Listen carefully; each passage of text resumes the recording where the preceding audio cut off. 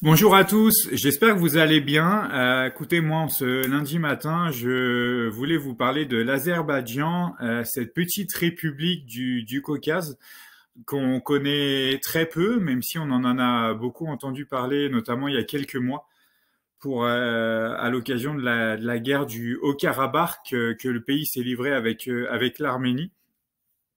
C'est un pays qui est quand même qui a quand même son importance dans la région pour tout un tas de raisons. Bah, à titre personnel, c'est un pays dans lequel j'ai jamais été, mais sur lequel je me suis beaucoup intéressé. Ceux qui ont lu notamment l'un de mon deuxième roman Bien paraître vont comprendre pourquoi. Je vais vous expliquer ça en fin de vidéo pour les autres. Néanmoins, c'est un lien avec ça. Si je porte ce maillot pour vous parler de l'Azerbaïdjan, c'est pas un hasard. Si vous vous demandez pourquoi, ça va être l'occasion de rester un petit peu plus longtemps avec moi, puisque je vais vous en reparler en fin de vidéo justement. Je vais vous expliquer un petit peu les liens qu'il peut avoir entre l'Olympique Lyonnais et l'Azerbaïdjan. Mais pour commencer, je vais du coup vous parler du pays. Donc l'Azerbaïdjan est une république qui est devenue indépendante en 1991 à la fin de l'URSS. C'est un pays du coup qui faisait partie du bloc soviétique de l'URSS. C'est un pays de 10 millions d'habitants qui a pour capitale Bakou, qui est une ouverture sur la mer Caspienne d'un côté et de l'autre qui est un pays plus de montagne, qui a des frontières communes avec l'Iran au sud, l'Arménie et la Géorgie à l'ouest, et puis la Russie au nord. Et de l'autre côté, à l'est, les frontières communes sont vraiment une frontière maritime en fait avec la mer Caspienne. C'est un pays qui est composé donc de 59 districts et d'une république autonome qui est donc le Nakhitchevan, qui est une république qui appartient à l'Azerbaïdjan, qui est peuplée d'Azerbaïdjanais, mais qui est séparée du reste. C'est une enclave en fait, qui est séparée du reste du pays par un bras de l'Arménie. Ah, tenez, je vais vous montrer une petite carte. Donc voilà, cette enclave dont je vous parle, c'est vraiment celle-ci ici. Puis on voit le reste de l'Azerbaïdjan ici. Donc voilà, l'Azerbaïdjan, c'est vraiment ce qu'on appelle la République de l'Azerbaïdjan, c'est vraiment ces deux territoires. Il y a 10 millions d'habitants sur ces deux parties. Le pays est dirigé depuis 1993 par la même famille, la famille Aliyev. Donc, on a eu d'abord le père, Haïdar, qui a dirigé le pays de 93 à 2003. Et puis, depuis 2003, c'est son fils, Ilham Aliyev, qui dirige le pays. Alors, il dirige le pays d'une manière quand même assez autoritaire et dictatoriale. Au niveau politique, l'Azerbaïdjan est une présidence de la République, est une république, donc il y a un président. Il y a aussi un premier ministre et un gouvernement, mais qui dans les faits ont très peu d'autorité et de pouvoir. Il y a également un parlement dans lequel est représenté aussi plusieurs partis. L'Azerbaïdjan n'est pas forcément est souvent accusé d'être une dictature, mais c'est pas une dictature où on va avoir un parti unique comme on peut l'avoir par exemple en Chine. En Azerbaïdjan, il y a plusieurs partis qui sont représentés notamment au Parlement, même si en fait l'accusation est souvent faite au président Ilham Aliyev de vraiment je dirais avoir la mainmise et se servir de l'État, de l'appareil d'État, donc les renseignements et la police pour pouvoir un petit peu contrôler les élections et biaiser les élections. Ce qui fait que oui, dans les faits, il y a plusieurs partis, mais en pratique, Ilham Aliyev est toujours largement élu, et puis même au Parlement, c'est son parti qui a la plupart des sièges. Il me semble que les autres partis représentent moins de 10 sièges, les partis d'opposition. Mais néanmoins ils sont présents. C'est c'est un pays dans lequel il n'y a pas beaucoup de liberté individuelle. La liberté de la presse n'existe pas beaucoup. Voilà les autres libertés qui sont chères à nos modèles occidentaux ne sont pas forcément beaucoup représentées là-bas. Je dirais peut-être ici il y a une liberté qui est très forte et qui fait vraiment partie de la culture azérie, c'est la liberté religieuse, puisqu'en Azerbaïdjan, l'Azerbaïdjan est un pays à majorité musulman où 80% de la population se réclame de l'islam chiite. Et les 20% qui restent, en fait, on a tout un patchwork d'autres minorités et d'autres cultures et d'autres religions. Du coup, à côté de ces 80% de chiites, nous avons dans les 20% qui restent une grande majorité de musulmans sunnites. Nous avons aussi des chrétiens, donc des chrétiens, à la fois des chrétiens orthodoxes qui vont être je dirais des minorités géorgiennes et russes, et à la fois des chrétiens arméniens. Et puis nous avons aussi des juifs. Il y a quand même quelques juifs qui vivent là-bas, notamment ceux qu'on appelle des juifs de la montagne, qui sont un petit peuple ultra minoritaire, mais qui vit toujours en Azerbaïdjan. Je vais vous remontrer un petit peu la carte ici, justement de l'Azerbaïdjan et plus largement de la région du Caucase, pour en fait ça me permet de faire la transition avec l'histoire, pour vous parler un petit peu de l'histoire de ce pays, puisque on est obligé d'en parler pour vraiment le comprendre. On voit que l'Azerbaïdjan est au carrefour de trois grands ex-empires, donc la Russie au nord, la Turquie / Empire ottoman à l'ouest, et l'Iran / Empire perse au sud. Et l'Azerbaïdjan a subi un petit peu l'influence culturelle et historique de ces trois grands empires. Historiquement, les Azéris ou les Azerbaïdjanais sont un peuple turcophone dont la langue fait partie de la famille des langues turques. Mais dès le XVIe siècle, en fait, le pays va être conquis par les Perses et va faire partie de l'Empire perse pendant 2 siècles. Jusqu'au XVIIIe siècle, ce qui est un peu la raison pour laquelle maintenant l'Azerbaïdjan est très majoritairement chiite. C'est vraiment justement un héritage de cet empire perse. Ensuite, au XVIIIe siècle, l'Azerbaïdjan va passer dans le giron russe et va être conquis du coup par l'empire russe.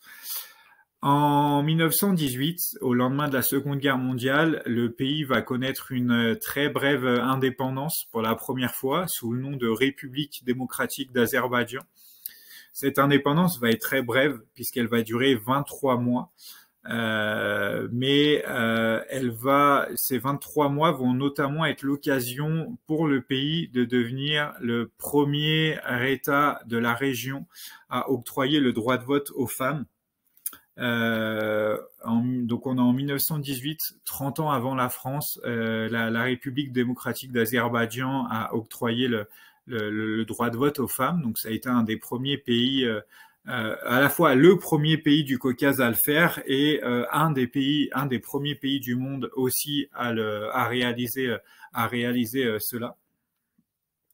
Et en 1920, du coup, c'est la fin de cette un petit peu épopée indépendante et démocratique en Azerbaïdjan, puisque l'URSS va reprendre possession et reconquérir le territoire. Et puis, ça va être vraiment la période soviétique qui va donner à l'Azerbaïdjan ses frontières actuelles, puisque le découpage du Caucase et notamment des frontières entre la Géorgie, l'Arménie et l'Azerbaïdjan, qui sont trois anciennes républiques du RSS, sont un petit peu le fruit d'un homme qui est un Géorgien à l'origine, qui a dirigé l'URSS pendant un petit moment, qui s'appelle Joseph Staline, et puis c'est lui qui va vraiment découper le Caucase et donner les frontières actuelles. C'est aussi du coup pour cette raison que on a des choses un petit peu, je dirais, bizarres, notamment entre l'Arménie et l'Azerbaïdjan. Je vous montrais tout à l'heure justement cette petite enclave qui est du coup cette république autonome qui est séparée du reste du pays par l'Arménie. Mais on a aussi la même chose en Arménie, où on a le Haut-Karabakh, qui est un pays, une région peuplée d'Arméniens, qui est située à l'intérieur des frontières azerbaïdjanaises. Ça a quand même donné lieu à deux guerres entre les deux pays. La première dans les années 90, au moment de l'indépendance, et puis la seconde tout récemment à l'automne 2020. L'Azerbaïdjan, c'est un pays qui a beaucoup d'enjeux et qui est en fait le fruit de beaucoup d'enjeux géopolitiques, notamment pour ses voisins et ses grands voisins, notamment les trois héritiers des grands empires de la région, à savoir les Turcs, les Iraniens et les Russes. Pourquoi? Je vais vous expliquer cela. Déjà, alors pourquoi est-ce que l'Azerbaïdjan est important pour l'Iran? En fait, tout simplement parce que le long de la frontière ici, en Iran, on a une forte communauté azérie qui y habite. Et on sait que l'Iran se sent attaqué de part et d'autre par l'Occident depuis des années. Et l'Iran a une volonté de toujours protéger un petit peu ses frontières, protéger son unité nationale, faire en sorte qu'il n'y ait pas de régions autonomes ou de peuples minoritaires qui veulent proclamer leur indépendance ou qui veulent faire sécession, parce que l'Iran n'est pas peuplé que d'Iraniens. Ça, c'est quelque chose qu'on sait forcément pas forcément, mais il y a énormément de minorités ethniques aussi en Iran. Il y a énormément de langues qui sont parlées. Je dirais que en fait la seule chose qui est partagée entre tous les peuples d'Iran, c'est quasiment la religion, mais l'Iran est quand même un patchwork culturel. Donc il y a des Azéris en Iran, et puis l'Iran justement a tout intérêt à ce que l'Azerbaïdjan reste un pays stable à la fois, mais surtout un pays allié, pour que finalement en fait les Azéris d'Iraniens n'aient pas déjà premièrement n'aient pas envie de quitter l'Iran en proclamant leur indépendance ou quoi que ce soit, et deuxièmement en fait ne deviennent pas des ennemis de l'intérieur en prenant le parti de l'Azerbaïdjan, qui serait plus ou moins en conflit ouvert avec l'Iran, avec leur pays d'accueil. Concernant les liens entre l'Azerbaïdjan et la Russie, en fait, pourquoi est-ce que l'Azerbaïdjan est important pour le Kremlin et pour Poutine? Tout simplement parce que ici vous voyez ces deux républiques russes ici, qui sont le Daghestan et la Tchétchénie, sont deux républiques également peuplées de musulmans. Alors ici, ce sont des musulmans sunnites par opposition aux chiites d'Azerbaïdjan, mais cette région en fait pose problème pour la Russie, puisque ce sont des musulmans, mais dans ces deux, au Daghestan et en Tchétchénie, l'islam radical va avoir beaucoup d'emprise sur la société, sur la population. Il va y avoir énormément d'attentats contre la Fédération de Russie. Alors au début c'était pour demander l'indépendance, maintenant c'est vraiment des revendications purement religieuses. Il y a également énormément notamment de Tchétchènes qui va aller rejoindre ou ont rejoint plutôt dans les précédentes années Al-Qaïda et l'État islamique. Donc voilà, la Tchétchénie et aussi le Daghestan, mais à un degré moindre quand même pour le Daghestan, est un problème pour la Russie, enfin pose problème en tout cas pour la Russie.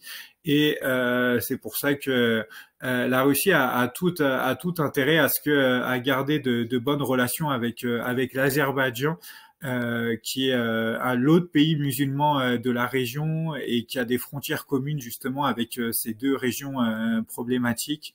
Donc voilà, le Poutine a intérêt je dirais, choyer sa relation avec l'Azerbaïdjan d'une part, et deuxièmement que l'Azerbaïdjan reste un pays stable et laïque, et puisse être un épouvantail notamment contre le radicalisme religieux, afin justement de pouvoir un petit peu aider la Russie à lutter contre ce fléau. Et puis maintenant on va parler de la Turquie, parce que la Turquie, l'Azerbaïdjan est aussi un enjeu géopolitique pour la Turquie. Pourquoi? En fait, tout simplement pour sa position, c'est son opposition militaire avec l'Arménie. Comme dit le proverbe, les ennemis de mes ennemis sont mes amis. Et en fait, c'est exactement comme ça qu'on pourrait résumer la relation entre la Turquie et l'Azerbaïdjan. On connaît l'amour vache qu'il existe entre la Turquie et l'Arménie. L'Arménie et l'Azerbaïdjan sont des pays qui sont en guerre depuis plusieurs années. Donc voilà, Ankara et Bakou entretiennent quand même de bonnes relations, notamment diplomatiquement, notamment militaires. Dans la dernière guerre, notamment du Haut-Karabakh qu'il a opposé à l'Arménie, la Turquie était un des plus gros fournisseurs de l'armée azerbaïdjanaise, justement pour combattre l'Arménie. Donc là aussi, il y a quand même des liens qui sont assez forts entre les deux pays. Puis comme je le rappelle, à l'origine, les Azéris alors, on ne peut pas dire que ce soit vraiment un peuple turc, mais en tout cas, c'est à l'origine un peuple turcophone. Donc, il y a aussi des échanges culturels, enfin, en tout cas, une parenté culturelle à l'origine entre ces deux peuples. Donc voilà, c'est pour toutes ces raisons, en fait, on peut dire que l'Azerbaïdjan a vraiment une position centrale et stratégique dans le Caucase. Et dans l'échiquier régional, tout le monde essaye un petit peu de jouer avec cette pièce du puzzle là. Mais au-delà simplement de la politique régionale et de la géopolitique régionale, l'Azerbaïdjan a aussi attise beaucoup de convoitises, et ça au niveau mondial, notamment parce que le pays a énormément de ressources énergétiques, que ce soit le pétrole et le gaz. Il faut savoir que historiquement, l'Azerbaïdjan est peut-être un des lieux de naissance de l'industrie pétrolière. On a découvert des ressources d'énergie fossile très tôt. Au 19e siècle, il y avait déjà des forages qui étaient entrepris. Par exemple, à la veille de la Première Guerre mondiale, l'Azerbaïdjan produisait déjà la moitié du pétrole russe. L'Empire russe avait énormément besoin de pétrole, et l'Azerbaïdjan produisait la moitié vraiment de cet or noir. C'est quand même quelque chose qui est assez important tout au long de l'histoire, et du moins de l'histoire récente, on va dire depuis le 19e siècle. Ça a attisé l'appétit de beaucoup de barons pétroliers locaux, mais aussi de compagnies étrangères. On a de nombreuses compagnies étrangères qui sont venues s'implanter et exploiter un petit peu ces ressources. On peut notamment citer, en fait, il y a des entreprises européennes comme Shell, comme BP, des entreprises russes aussi qui sont très implantées en Azerbaïdjan. Pareil, au 19e siècle, on avait aussi la banque des frères Rothschild qui finançait certains travaux d'exploration et de forage.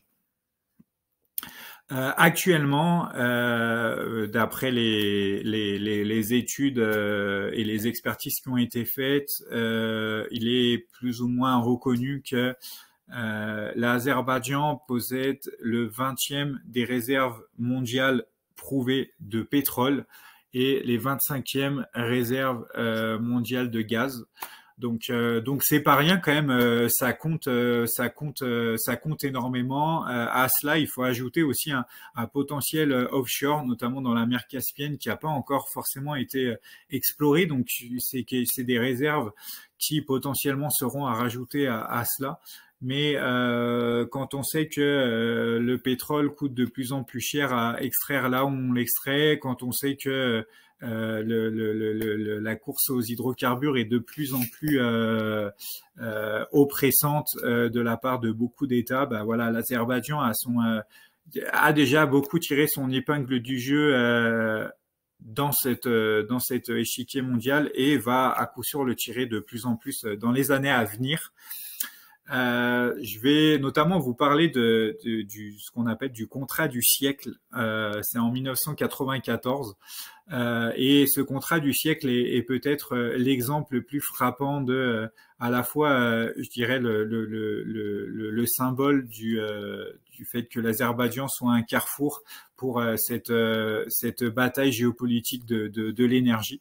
En 1994, donc le Haïdar Aliyev, qui était le président de l'époque et le père du président actuel, va signer un énorme contrat avec plusieurs compagnies pétrolières issues de différents pays. Donc on va avoir des compagnies pétrolières turques, américaines, anglaises, norvégiennes, russes, d'Arabie Saoudite, etc.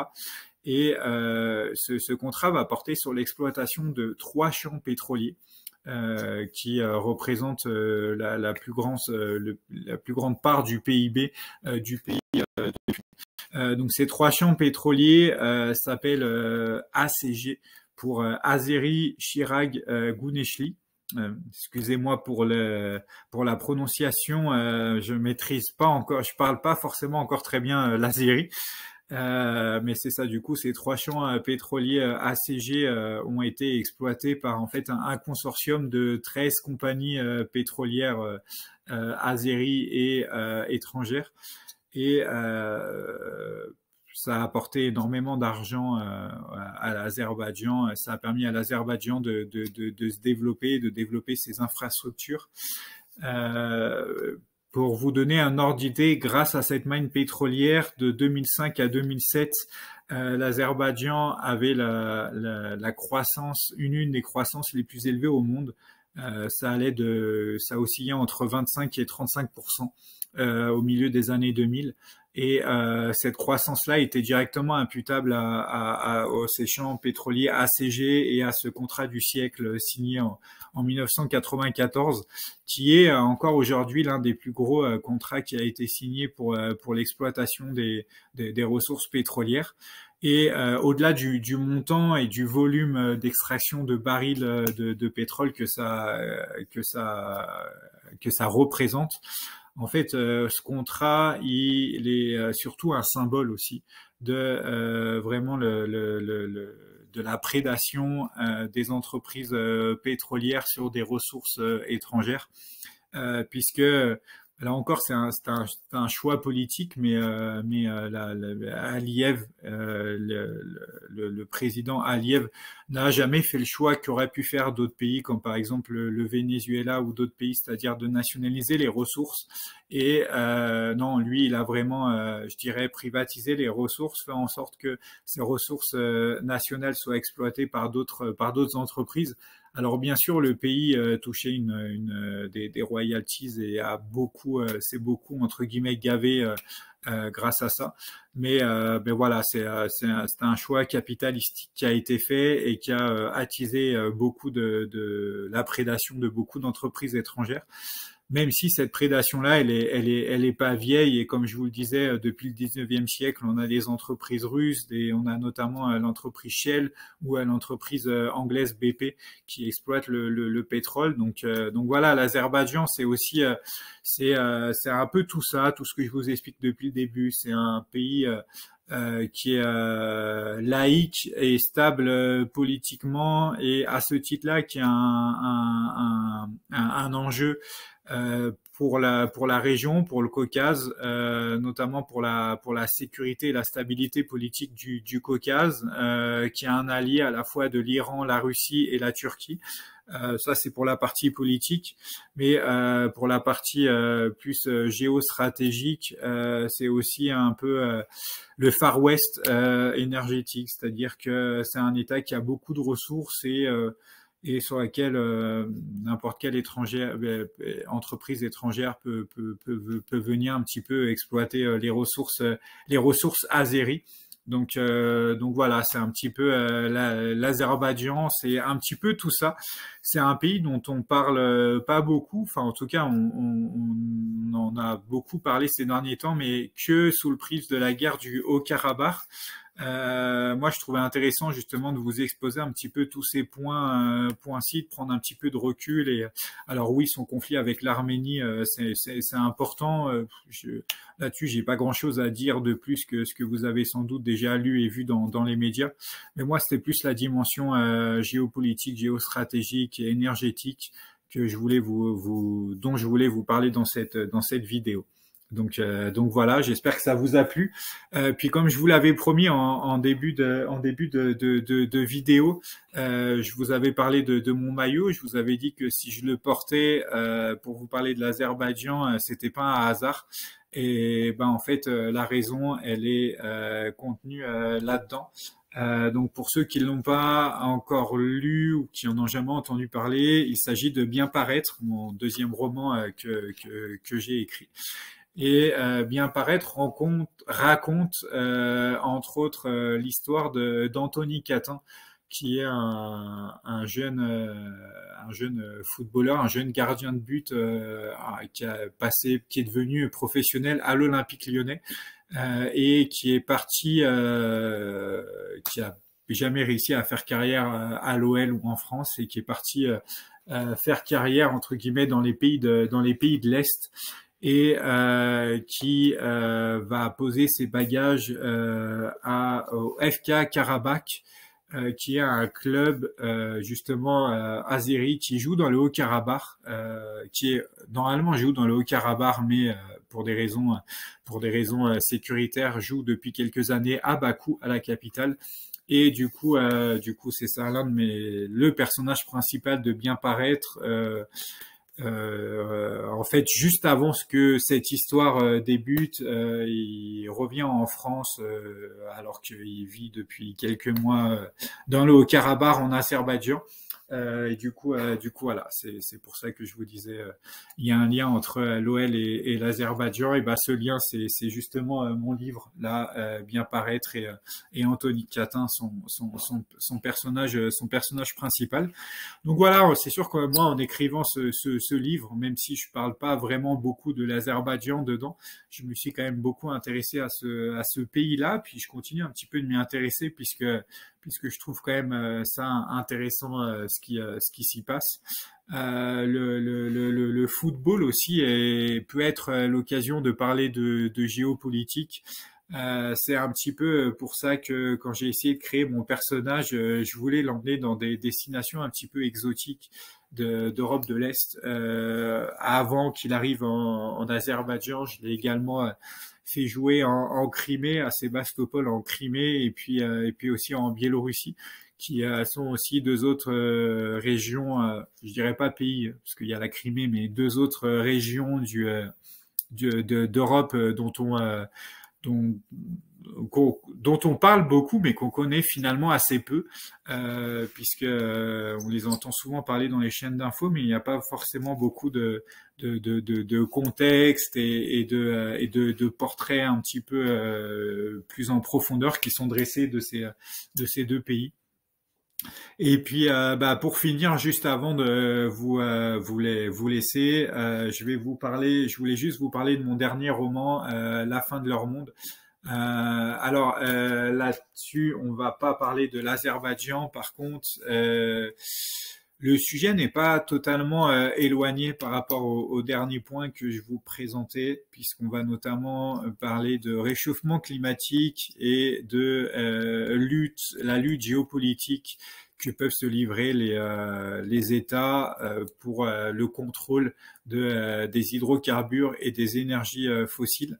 Donc voilà, le sujet est quand même assez lié. Et puis si le sujet justement vous intéresse et que vous voulez un petit peu lire, vous divertir, voyager, vous allez voyager dans plusieurs pays et aborder un petit peu un sujet, une histoire d'espionnage, une intrigue d'espionnage, une intrigue policière qui traite un petit peu du réchauffement climatique, du péril que cela peut représenter pour nous. Voilà, je vous conseille aussi la fin de leur monde, qui peut être une belle lecture complémentaire à bien paraître. Donc voilà, qui sont mes deuxième et troisième romans. Je vais mettre les liens dans la description de cette vidéo si vous voulez en savoir plus. Et puis écoutez, n'hésitez pas à commenter la vidéo, à la partager, à me dire ce que vous en avez pensé. Elle est quand même assez longue. Je pense que c'est la vidéo la plus longue que j'ai faite à date. Donc n'hésitez pas à me dire ce que vous en pensez. Puis moi je vous souhaite une bonne journée, une bonne semaine, et puis je vous dis à bientôt. Au revoir.